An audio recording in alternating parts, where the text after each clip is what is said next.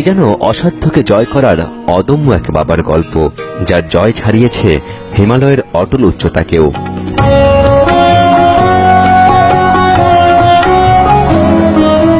রাজশাহী শহর থেকে 50 কিলোমিটার দূরে সবুজের চাদরে মোড়া গ্রাম আরানি। সেখানে বাস শুক্কুর আলীর। 70-এর দশকে ফেরি করে বাদাম বিক্রি করতেন। এরপর প্রায় 30 বছর ধরে আরানি বাজারে ছোট্ট এই পানের দোকান, যার আয় দিয়ে চলে পুরো সংসার। 6 সদস্যের পরিবারে উপার্জনক্ষম কেবল তিনি।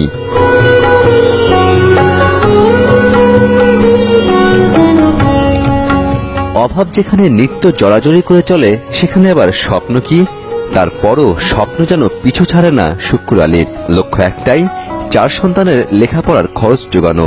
সংগ্রামে যার নিয়তি, তার কি থেমে থাকলে চলে? দমে যাননি এই জীবন যোদ্ধাও। তাই বাবার স্বপ্ন পূরণ করেছেন মেয়ে। তুই কি আমার পুতুল পুতুল সেই ছোট্ট মেয়ে, যাকে নিয়ে স্বপ্ন আমার ঝরতো দু চোখ বেয়ে। নতুন নতুন করে তোকে যতই সাজাতাম, ভরতো না মন, দিতাম কত নতুন নতুন নাম। বাবার স্বপ্ন বই নিয়ে ছোট্ট এই গ্রামকে যিনি আলোকিত করেছেন, তিনি আসমা খাতুন। 4 ভাই বোনের মধ্যে তিনিই বড়। ছোটবেলায় বাবার কাছেই বর্ণমালার হাতে খড়ি।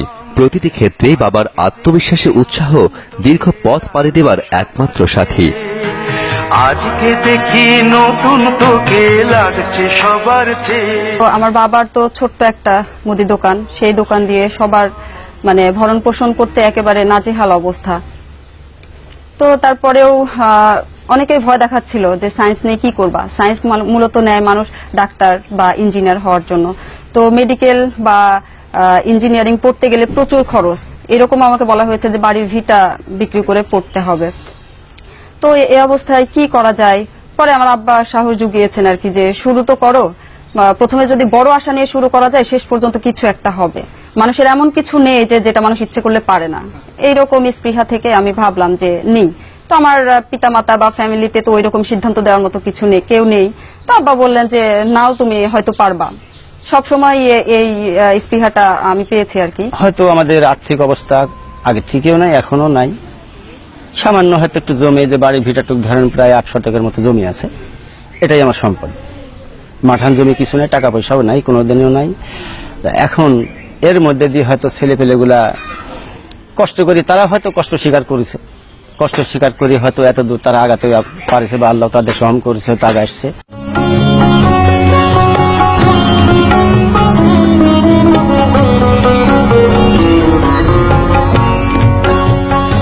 প্রাথমিকে আর অষ্টমে বৃত্তি, এরপর মাধ্যমিক উচ্চ মাধ্যমিকের গণ্ডি পেরিয়ে রাজশাহী বিশ্ববিদ্যালয় থেকে অর্থনীতিতে স্নাতকোত্তর ডিগ্রি অর্জন।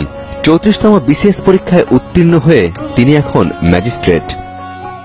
এইরকম আরো বেশ কিছু সময় এরকম সমস্যার সম্মুখীন হয়েছি, কিন্তু এই সময় আমার বাবা মা আসলে পাশে ছিলেন। তারা আমাকে এরকম বলেছেন যে আমাদের দেহে শেষ রক্তবিন্দু থাকা পর্যন্ত আমরা চেষ্টা করতে চাই, যে আমাদের বুকের উপর দিয়ে লোহার মই বয়ে যাক, তারপরে আমরা চাই যে আমার ছেলে পেলেগুলো মানুষ হোক। আমরা 4 ভাই বোন, তো আমি বড়, আমার ছোট আরো 3 ভাই বোন আছে। তাদের প্রতি আমার মানে আকুল আবেদন যে শুধু আমি একা নই, আসলে একটা ফ্যামিলি থেকে একজন উপরে উঠে সে ফ্যামিলিকে আসলে সেভাবে হাইলাইট করা যায় না। আমি চাই যে আমার ছোট যে 3 ভাই বোন আছে তারা আসলে মানুষের মতো মানুষ হোক আর কি। একটু উপকার করার জন্য হয়তো, যেমন আমি গরিব ছিলাম, এখনো আছি, পরবর্তীতে কি হবে সেটা পরের কথা। এখন হয়তো এরকম গরিব কিন্তু দেশে আরো আছে। এর মাঝে যদি সে যদি একটু উপকার করতে পারে তার জন্য।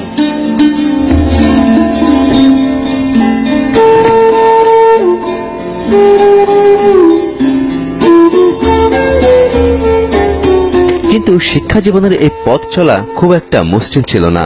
মাঝে মাঝে মনে হতো লেখাপড়া চালিয়ে যাওয়া আর বুঝি সম্ভব নয়, থামতে হবে মাঝ পথেই। কিন্তু সবসময় পথ দেখিয়েছেন বাবা শুক্কুর আলী।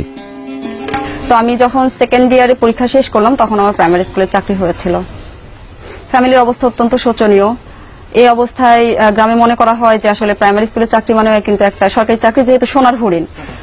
আর এই অবস্থায় আমি চাকরিটা মানে করব কি করব না দ্বিধাদ্বন্দ্বে ভুগছি। কারণ কি? কারণ যেহেতু আমার বিশ্ববিদ্যালয়ের রেজাল্টটা ভালো আমি করছি, আমি হয়তো অনেক দূরে যেতে পারবো, কিছু একটা করতে পারবো।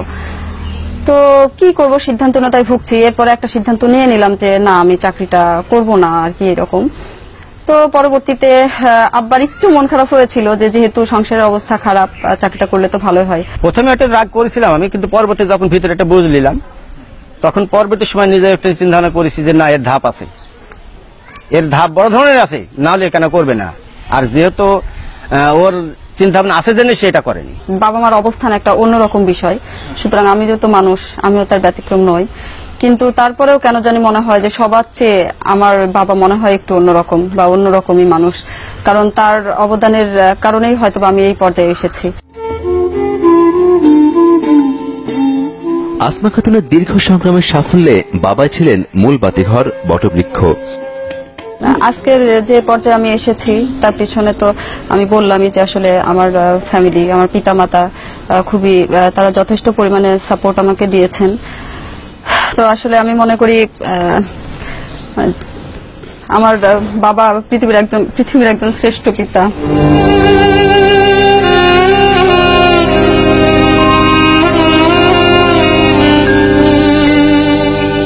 এটাই তার তৃপ্তি, যে তৃপ্তির জন্য কঠিন সংগ্রামে প্রতিদিন হেঁটেছেন আরানির মেঠো পথ। জীবন